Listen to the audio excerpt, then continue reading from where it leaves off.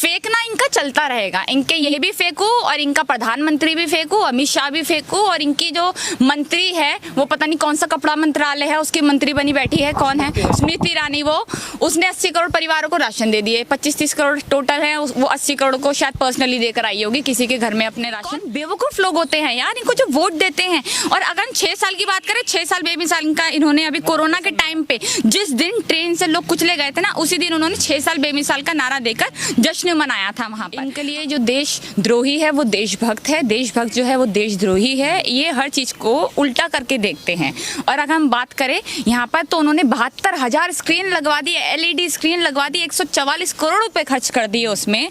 पर इनको ये नहीं दिखा कि हमारे जो मजदूर है वो दिन रात मर रहे हैं। प्रधानमंत्री हैं, गृह मंत्री है, उन्होंने इतनी होशियारी करी, जब कम था तब तो लॉकडाउन कर दिया, और जब बहुत ज़्यादा बढ़ गया तो लॉकडाउन सब कुछ खोल दिया। और 8 तारीख को देखिए, जब 1 तारीख को सब कुछ खुलना स्टार्ट हुआ था तभी से कोरोना बहुत बुरी तरह फैल गया था। इन्होंने 8 तारीख को पूरा ही सब कुछ खोल दिया। वो खबर कहीं ना कहीं 1-2 दिन हमने देखा कि हाँ गोदी मीडिया में चली, पर बिल्कुल खत्म कर दिया। क्यों? क्योंकि उसमें जमातियों की तारीफ होने लग गई, मुस्लिम समाज की तारीफ होने लग गई। उसके बाद एक डॉक्टर का बयान आता है, डॉक्टर आरती जो है उसका बयान आता है। हमारी जो सरकारें हैं वो मंदिर की बात करती है, राम मंदिर बनवाएंगे, स्टैचू ऑफ यूनिटी बनाएंगे, ये करेंगे, पर वो कभी भी आज तक हमने उनको ये बोलते नहीं देखा कि हम एक हॉस्पिटल बनवाएंगे जिससे मरीजों का इलाज हो पाए। मतलब यहाँ पर राम मंदिर की बातें होंगी क्योंकि उससे वोट बटोरने हैं, कि हॉस्पिटल से तो कोई वोट बटोरेगा नहीं ना, हॉस्पिटल से तो वोट आते ही नहीं। आप लोगों के लिए, इनको क्या लगता है कि लोगों के लिए काम करना राजनीति नहीं है, लोगों को बेवकूफ बनाना राजनीति है। इनकी राजनीति ये है कि आप क्या कहते हैं, हिंदू मुसलमान की राजनीति करके लोगों को बेवकूफ बनाएं। और अगर हम इसी की बात करते हैं यहाँ पर कि डॉक्टर्स हो गए हमारे, तो डॉक्टर्स की तो पहले ही बात आई, जो PPE किट्स की बात थी यहाँ पर, हमारी ये व्यवस्था देख लेते हैं हम। जो PPE किट्स की बात आई, वहाँ पर इन्होंने PPE किट्स में भी घोटाला कर दिया। मतलब इनको वो भी देना पड़ा, इस्तीफा देना पड़ा, बीजेपी के इस्तीफा भी देना पड़ा प्रदेश अध्यक्ष को।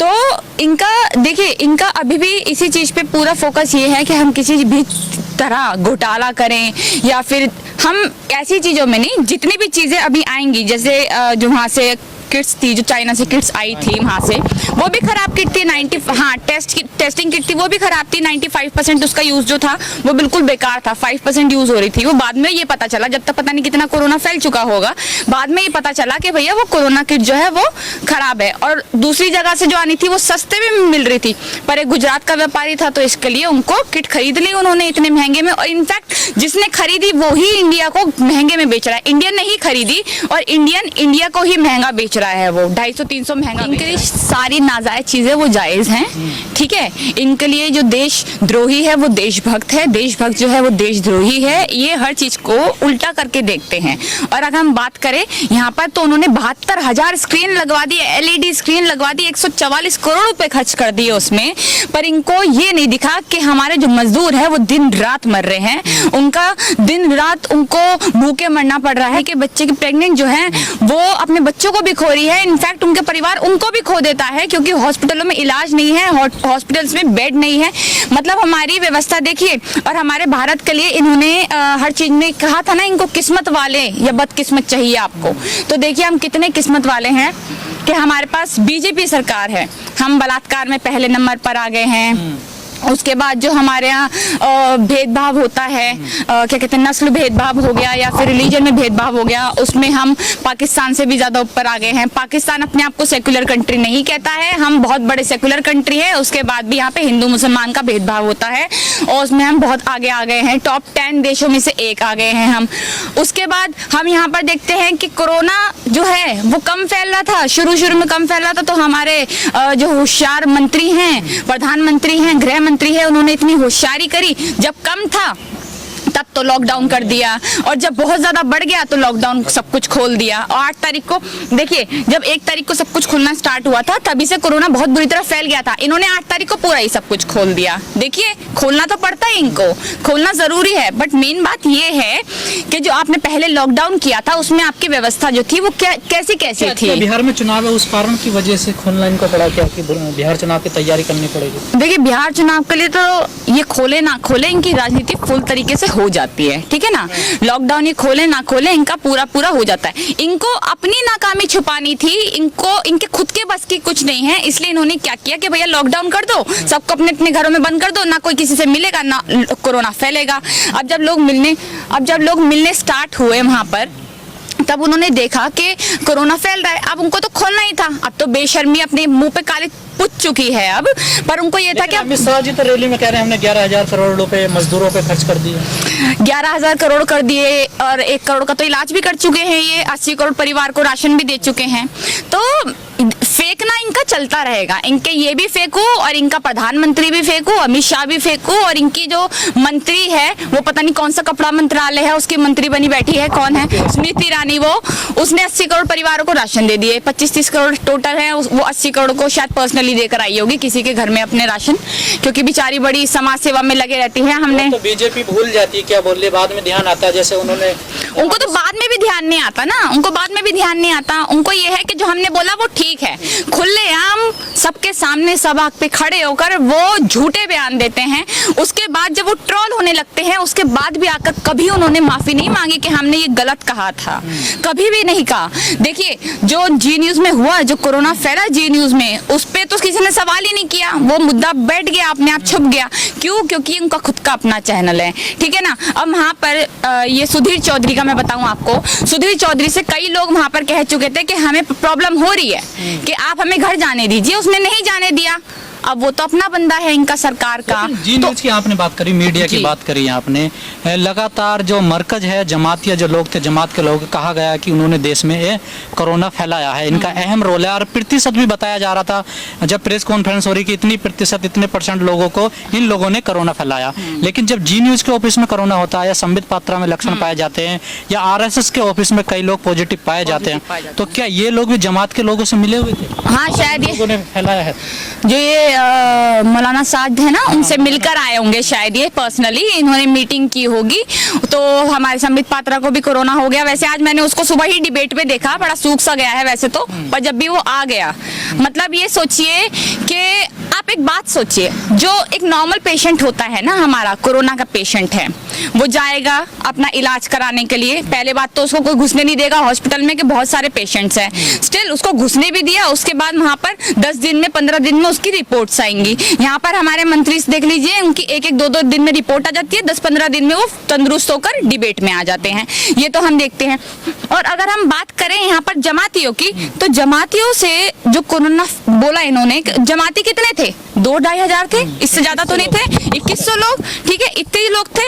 इन लोगों ने 2.5 लाख लोगों को कोरोना फैला दिया। 2.5 हजार लोगों ने, 2.5 हजार भी पूरे नहीं, आज हमारे यहाँ 2.5 लाख से ज्यादा कोरोना पेशेंट्स हैं, उन्होंने फैला दिया। और अगर हम बात करें यहाँ पर, तो उन्होंने, जितने भी लोग हैं यहाँ पर, उन्होंने पेशेंट्स को जो प्लाज्मा होता है अपना वो दिया, सबसे आगे बढ़ चढ़ कर आए कि भैया हम प्लाज्मा देंगे और आप हमसे जितना प्लाज्मा लेना है ले लीजिए और हम सब तैयार हैं, ठीक है। वो खबर कहीं ना कहीं 1-2 दिन हमने देखा कि हाँ गोदी मीडिया में चली, पर बिल्कुल खत्म कर दिया। क्यों? क्योंकि उसमें जमातियों की तारीफ होने लग गई, मुस्लिम समाज की तारीफ होने लग गई। उसके बाद एक डॉक्टर का बयान आता है, डॉक्टर आरती जो है, उसका बयान आता है, हाँ, उसने ये बोला कि ये जमाती हैं या फिर जो मुस्लिम समाज के लोग हैं, उसने पूरा बोला है ये बात कि मुस्लिम समाज के जो लोग हैं, वीडियो में वायरल हुआ ये पूरा, कि जो मुस्लिम समाज के लोग हैं उनको तो मैं पेशेंट्स मतलब आए तो उनको मैं पहले ही इंजेक्शन ऐसा दे दें कि वो मर जाएं। मैं उससे हर्षवर्धन से बात करूंगी, इनको लेटर लिखूंगी एक, इस तरह से उसने बोला। मतलब इतनी नफरत फैला दी है आपने इस देश में, इतनी ज्यादा नफरत और हीन भावना फैला दी है कि इतने पढ़े लिखे लोग जो डॉक्टर है, MBBS की डिग्री लेके बैठे हैं, वो ये बात कर रहे हैं कि कौन हिंदू है कौन मुसलमान है, वो ये बात कर रहे हैं। एक वहाँ का IS SP जो है, उसने ये बोल दिया कि जय भीम नहीं बोलेंगे, और हाँ जय भीम नहीं बोलेंगे, और जय भीम बोलेंगे तो आपको FIR हो जाएगी आपके। और अपने ही पुलिस कर्मियों को बोला है उसने, क्योंकि जो वो वायरलेस फोन होता है उस पे वो जय भीम बोल रहे थे,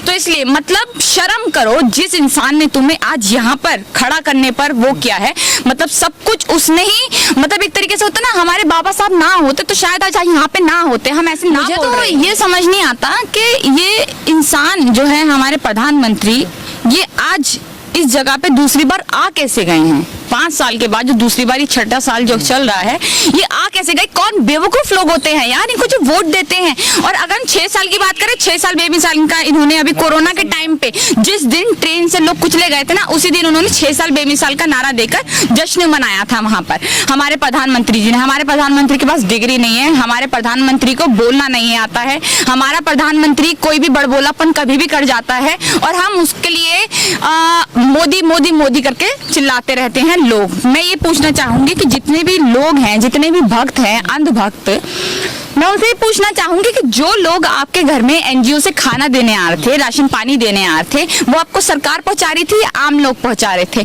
कई वीडियोस ऐसे देखा, उन्होंने मना कर दिया कि भैया तू मुसलमान है, हम एनजीओ वाले गए थे, मुसलमान है तू, मतलब हम तुझसे राशन ले लेंगे। मतलब घर में खाने को रोटी नहीं है, राशन नहीं है, पानी नहीं है, पर जहाँ वहां पर भी हमें ये देखना है कि कौन सी जात से हो तुम, कौन से धर्म से हो, उसके बाद तुमसे ये लेंगे हम, उसके बाद तुमसे नहीं लेंगे। तो अगर हम बात करें कि 6 साल की राजनीति में क्या हुआ, 6 साल की राजनीति में ये हुआ कि एक बार गुजरात में एक कांड हुआ था, उसके बाद इस बार हमने देखा जो दिल्ली में कांड हुआ, तब गुजरात में इनकी सरकार थी, आज इंडिया में इनकी सरकार है पूरे, तो हमारे दिल्ली में हो गया। और कपिल मिश्रा ने खुद सबके सामने आकर ये कहा, अल्टीमेटम देकर गया, उसके बाद ही दंगे भड़के। हमने ये देखा कि भारत पहले नंबर पर रेप में आ गया है, महिलाओं के साथ असुरक्षा में आ गया है। हमने ये देखा कि भारत जो है कोरोना की महामारी से गुजर रहा है, तो हम हल्के हल्के आगे करके बढ़ रहे हैं। आपने अभी दिल्ली दंगों की बात करी, उसमें आज ही पुलिस ने अपनी एक रिपोर्ट जो आज वो कोर्ट में पेश करेंगे, जो रिपोर्ट उन्होंने दी है, लोगों का कहना है जो दिल्ली पुलिस ने जो रिपोर्ट बनाई है दिल्ली दंगे की, वो कहीं ना कहीं एक तरफा रिपोर्ट है। अच्छा, एक तरफा? देखिए, पहली बात तो जो ऐसा ही था, उस दंगे में जो वो कर रहे थे, जांच कर रहे थे, उनको उनकी गाड़ी में उनका शव ही मिला, ये शायद पता ही होगा, गाड़ी में उनका शव मिला। मैं चाहती हूँ कि अंधभक्ति जान ले कि जो भी इनके खिलाफ बोलेगा उसको कुछ ना कुछ ऐसा होगा। और अगर एक तरफा की बात करें तो हम अभी मैंने सुबह सुबह उसका देखा है, कपिल मिश्रा का, उन्होंने खालिद सैफी के लिए कुछ डाल रखा है, काफी गंदा ट्वीट किया है उन्होंने कि आतंकवादी है, और मुझे बोल रहे थे ये आतंकवादी है इन्होंने। और अगर हम दिल्ली दंगों की बात करें तो दिल्ली दंगे छुपके नहीं हुए, वो सबके सामने दिखाकर हुए कि किसने किए किसने नहीं किए। पीसफुल मार्च हो रहा था, किसी ने शुरुआत नहीं की, और अगर शुरुआत करनी थी तो जो पीसफुल मार्च चल रहा था वो 2-3 महीने से चल रहा था पहले ही शाहीन बाग पे, तब तो कुछ नहीं हुआ। जब इलेक्शन आने वाले थे तो देखिए, मैं एक बात बोलूंगी इस पे कि सरकार कोई कसर की नहीं होती, कोई भी सरकार हो वो राजनीति में आके राजनीति करती है और गंदी होकर ही निकलती है। तो सबने मतलब किसी सरकार ने नहीं देखा, दिल्ली में दंगे हो रहे थे, लोग मर रहे थे, 2 दिन तक 3 दिन तक दंगे बुरी तरह हो रहे थे। उसके बाद हम 3rd या 4th डे देखते हैं कि वहां पे आर्मी पहुंचाई जा रही है। तो पहले दिन दूसरे दिन नहीं पहुंचाई गई क्या?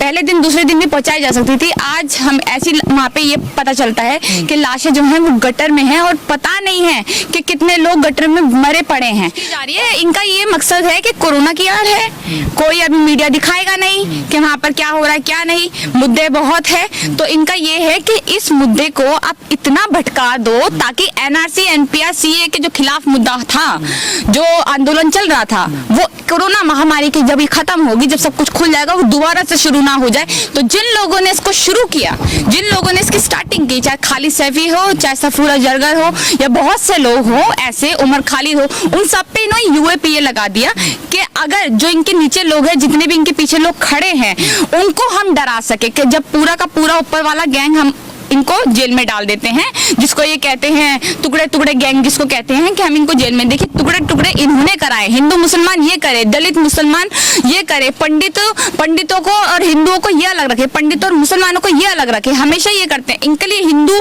कोई दलित नहीं है, इनके लिए कोई हिंदू यादव नहीं है, इनके लिए जो हिंदू है वो सो कॉल्ड ब्राह्मण्स है, जो अपने आप को ब्राह्मण्स मानते हैं, ऊंची जात, वो लोग हैं। इनके लिए ये भला ही दलित जो लोग हैं, आज हमारा दलित समाज ये है कि मैं खुद चाहूंगी कि दलित समाज के, मैं भी उसी से आती हूँ, तो दलित समाज के लोगों को समझना पड़ेगा कि हमारा अच्छा बुरा क्या है। अपने आप को काफी सारे मैं देख लेती हूँ कि वो जो गाली बकते हैं उनमें से कई लोग होते हैं, तो अपने आप को हिंदू समझना बंद करें, अपने आप को समझे कि आप क्या है, और उसी तरह से सरकार को देखते हुए आगे बढ़े। और हमेशा, अभी नहीं, बिहार वाले चुनाव में नहीं, आगे आने वाले चुनाव में हमेशा इन दिनों को हमेशा याद रखे कि जब हमारे यहाँ महामारी फैल रही थी, लोग मर रहे थे, मजदूर सड़कों पे मर रहे थे, प्रेग्नेंट लड़कियां मर रही थी, 8 महीने का बच्चा था, उनका इलाज नहीं हो रहा था, तब उन्होंने 6 साल बेमिसाल का जश्न मनाया, 1 साल का जश्न मनाया और बीजेपी ने किसी को भी आकर नहीं देखा। हमारे अमित शाह जो है हमारे गृह मंत्री, उन्होंने 144 करोड़ रुपए खर्च कर दिए 72,000 स्क्रीन लगा के और 1 रुपए की मदद नहीं करी, जिसका 20 लाख करोड़ का जो वादा किया था और 1 रुपए की मदद नहीं की लोगों की। सबको और नेशन न्यूज को सब्सक्राइब करें, लाइक करें, क्योंकि यही एक ऐसा चैनल है जो देश विदेश में बहुजनों की आवाज को प्रकाशित करता है।